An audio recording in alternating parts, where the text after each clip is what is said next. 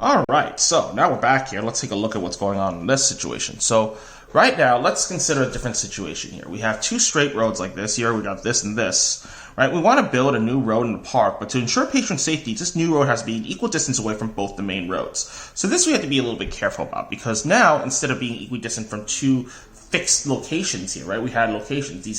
We had these train stations as sort of points here. Now we have roads, so we have lines here.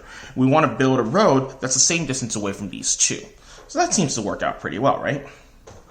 Now, again, we want to determine where this is going to be. So first off, intuitively, it should not be hard to show that it has to be somewhere in between these two roads, right? Because if I pick a point out here, it's pretty clear that this point is closer to this upper line than it is to the lower line, right? Because in order to get to the lower line, I have to cross through the upper line first, right?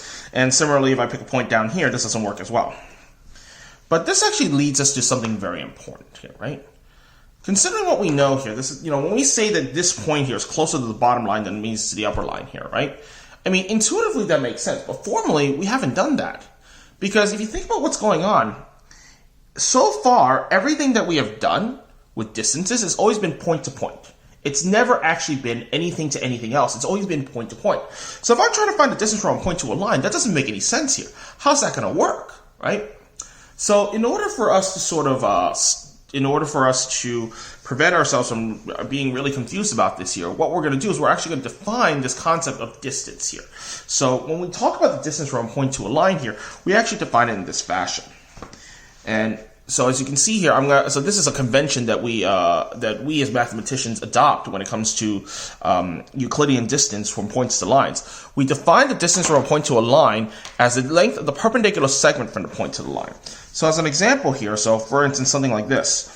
Imagine I have a line like this here. So let's see why that's the case. Here's a point L, here's a point Q, right? If I want to find the distance from Q to L, right? One thing we could say is, hey, let me just pick an arbitrary point on on line L and call that the distance here.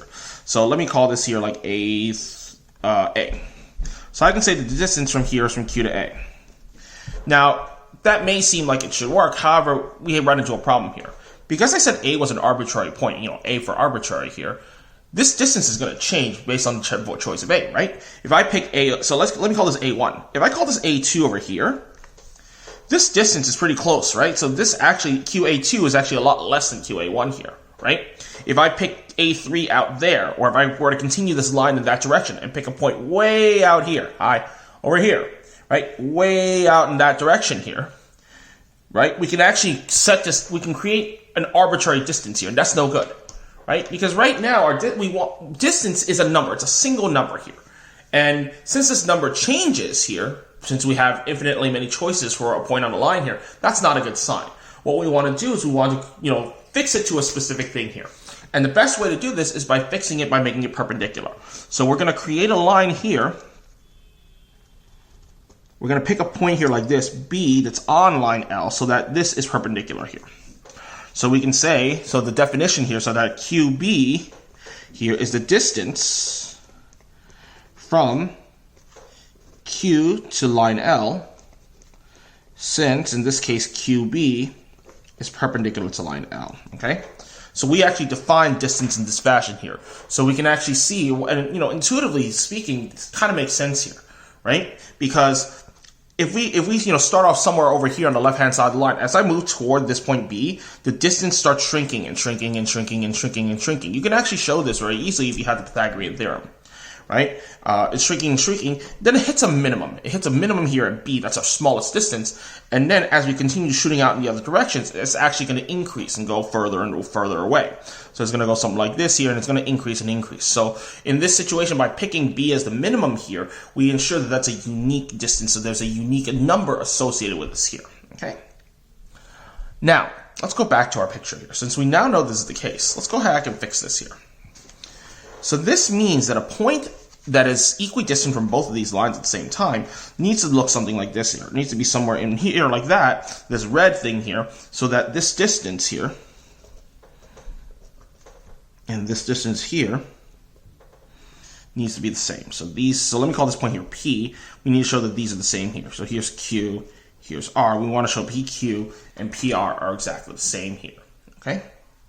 Now, intuitively speaking, wait a minute. let me call this point here A, where the 2 points intersect. It looks like here, P works, but there's also other points like this here. A point here, and a point there, and a point here, and like this, and so on. And it would seem that this line here, AP, well, what do you think? I mean, AP looks like it's an angle bisector.